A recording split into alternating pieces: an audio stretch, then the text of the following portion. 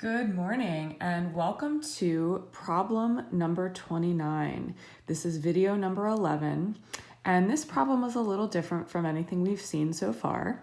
It's asking us or telling us that the center of the circle lies in the fourth quadrant.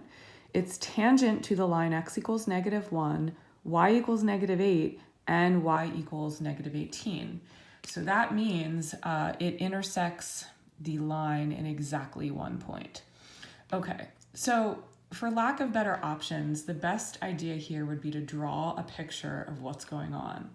And from the picture, we could work into figuring some things out.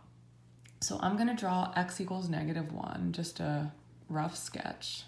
Would look like something like this. Y equals -8, again, this is not to scale, right? Would look something like that. Y equals -18, again, not to scale, something like this, okay? And here's the fourth quadrant. Remember, this is quadrant 1, 2, 3, 4. Okay, so like basically what's happening is the circle is touching each of these lines in one place. So imagine, this is actually a horrible drawing, but it's going to look more like an ellipse. Imagine that here, here, and here, if I had to draw a circle that was tangent to all three lines, right, the circle would look sort of like this.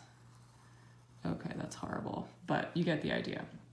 All right, and I would know the center was somewhere in the middle, okay? All right, so let's do first things first. I want to find this center point, and I know the centered point's an ordered pair. One thing I know for sure is that the y value, right, is equidistant between y equals -8 and y equals -18. These two lines are parallel to each other, and the circle intersects or touches the lines at exactly 1 point. So the y value is halfway in between -8 and -18. So it's the similar concept that we learned before. What number is in the middle? And that number would be -13. So let's just make sure we agree, right? The distance between -8 and -13 is 5 units, and the distance between -13 and -18 is 5 units. Okay, now here, this point, I know the x value is -1.